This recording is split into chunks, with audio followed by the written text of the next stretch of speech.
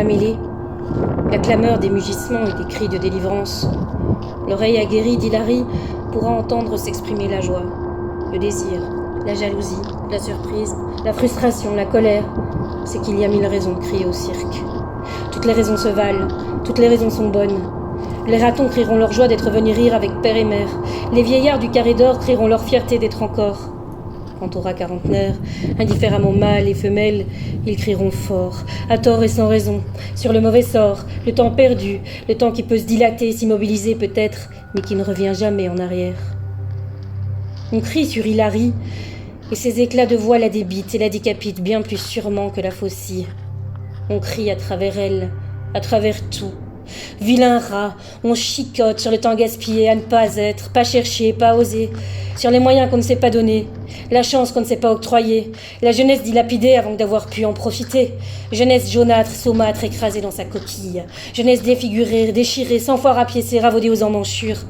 Cette jeunesse qui ne ressemble plus à rien. À 40 ans, nos gueules cassées, les occasions manquées, il y a peu d'être belle et beau, roi et reine.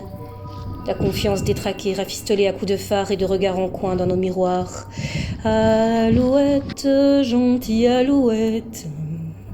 L'alouette disparue, envolée, le ciel livide, le blanc du ciel inaccessible à nos reptations, le jardin désertique, nos errances dans le jardin de sable, les chimères, les mirages, nos aberrations, nos soumissions, compromissions de bas étage, nos ambitions si souvent revues à la baisse, les petitesses, les projets rapetissés, le doctorat abandonné, le potager délaissé au milieu de l'été quand il allait enfin donner, le plan d'eau asséché, la maison délabrée qu'on s'était promis de retaper, ce roman qui devait faire 800 pages, qui en comptera, si tout va bien, 4 fois moins, 4 fois rien, qui ne sera pas une saga, pas une fresque familiale, pas même un conte à dormir debout, une histoire d'eau sale et de vaisselle.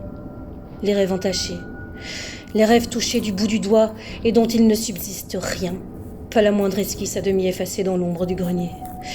Les espérances tissées comme une toile d'araignée, les folles espérances, les belles, les fières, les fragiles, fichues sitôt qu'on les a frôlées, les foirages, les ratages en beauté. Ce qu'il aurait fallu faire seul peut-être plutôt que mal accompagné. Les autres, ces autres, ceux qui nous ont faussé compagnie, méchants rats, qui ont quitté le navire, indifféremment père, mère, frère, sœur, amis, repères, compas, compères disparus, foutu le camp quand il n'a plus été le temps de rire, cigales filant chanter sous d'autres cieux, dans d'autres lieux, d'autres fêtes, loin de nos mines abattues et de nos existences défaites. Ces rats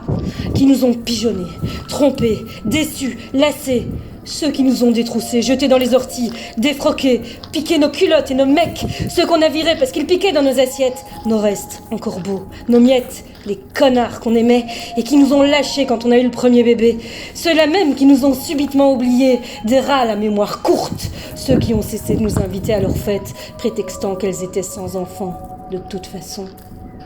ceux qui nous ont oubliés, quand on ne pensait qu'à eux, qui n'ont plus rien voulu connaître de nos garçons et de nos filles, à qui l'on aurait voulu parler encore un peu de nos vies, nos boucles, nos plis, nos partis pris,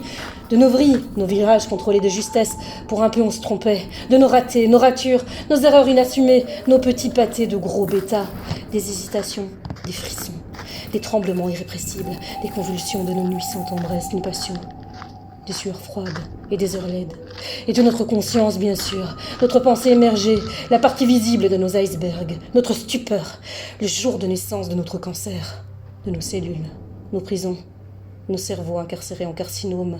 nos mutations, notre sang en ébullition, nos tissus adipeux desséchés, nos brûlures, la maladie qui nous remet les points sur les i, nos assufis, nos exuvies, notre peau sur les os, nos organes affaiblis livrés en pâture à la peur, aux thérapies, aux chimies, aux traitements malfaisants, nos craintes métastasées, nos plaies vives et nos fractures inquiétantes, irréductibles, nos problèmes de foie, de tension, d'estomac, de côlon et nos problèmes de cœur et nos surinfections. L'infecte réalité de nos lâchetés, nos mensonges éhontés et heureux, mensonges pieux, couleuvres avalées régurgitées dans le caniveau, nos engueulades, nos sursauts, nos rebonds, nos ruades, nos fuites en cavalcade, nos excuses, nos furies, nos rencontres, nos étreintes, nos baisers amourachés, empressés et cachés, nos balades adultères, nos orgasmes peu mieux faire, escapades mortifères, corps dénudés, entrelacés derrière les portes cochères, nos trahisons, Nos malfaçons, nos remontrances, nos pardons, nos cassures, fêlures, regrets, feulements, ruptures, nos étranges et douloureux divorces, nos renoncements, nos aquabons, nos abandons, nos bras ballants, nos têtes de glinants, nos yeux larmoyants, considérant, en fin de compte, les affaires qu'il nous reste en fin de mois, nos dettes, l'argent, le fric, le flouze, le nerf de la guerre, l'enfer qui nous tient la tête dans l'eau quand tout le reste s'est enfoui, le pognon emprunté de bonne foi pour des vacances en été, des vols d'avion en juillet, 4 mois sans viande rouge, pour 10 jours de ciel bleu, nos escapades all inclusive, nos bagnoles full option, nos cuisines full équipées, nos frigos gigantesques gueules béantes, nos machines à nous faire pétiller l'eau du robinet, nos machines à nous moudre du café, machines à nous faire bouffer, qui nous rendent bêtes à bouffer du foin, robots ménagers programmés pour nous pétrir, nous travailler au corps, nous faire entrer dans le moule, faire de nous des bonnes pattes, molles, douces, dociles, lever du bon pied, nos machines à nous faire oublier que nous sommes pieds et poings liés, que notre obsolescence aussi est programmée, nos machines à nous filmer et nous photographier pour nous montrer sur les réseaux plus heureux et plus intelligents qu'on ne l'a jamais été, nos PC, nos notebooks miniaturisés, nos smartphones toujours plus légers, les 6 morts. Quand bien même on s'amoindrit, on devient petit, gros et gras.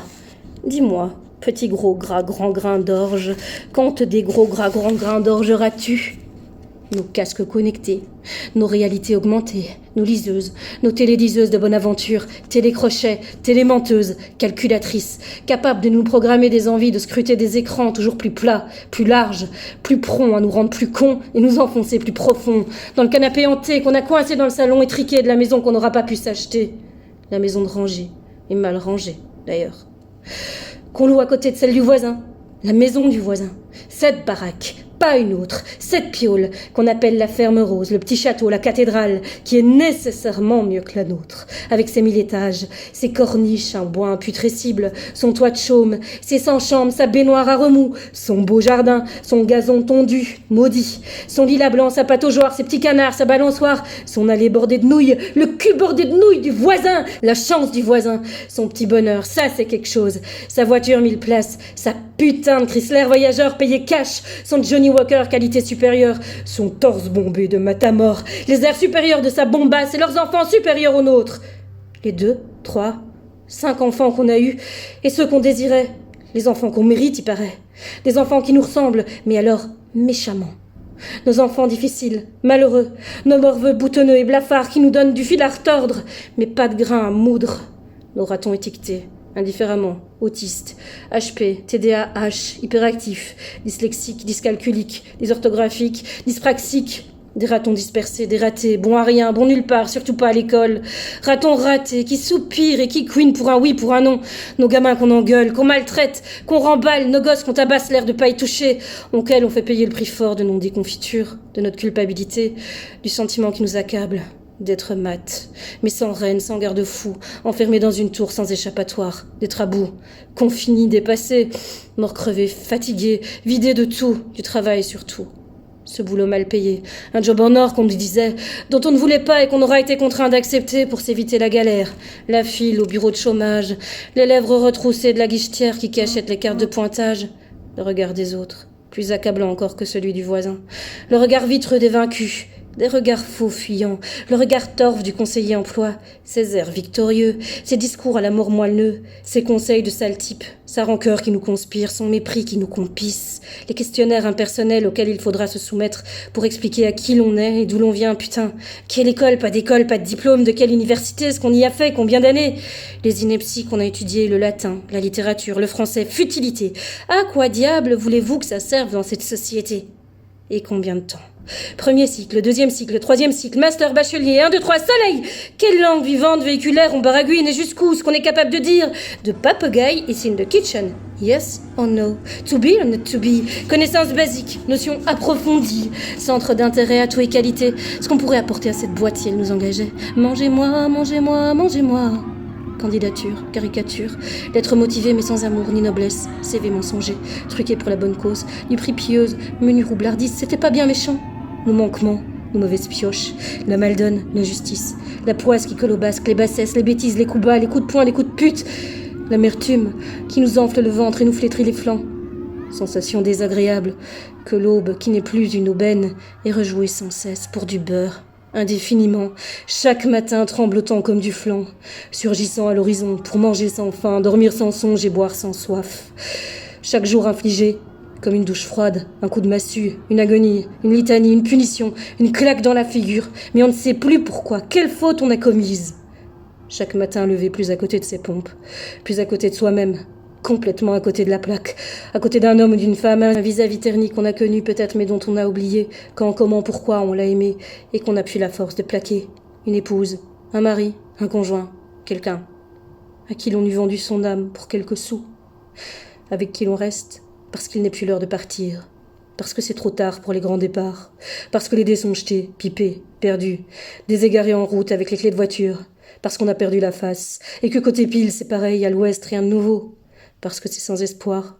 parce que c'est sans lumière, parce que l'amour n'est pas heureux, parce que la liberté n'est pas dans le pré, et parce que l'herbe n'est pas plus verte dans le pré d'à côté. Voilà pourquoi on crie sur Hilary.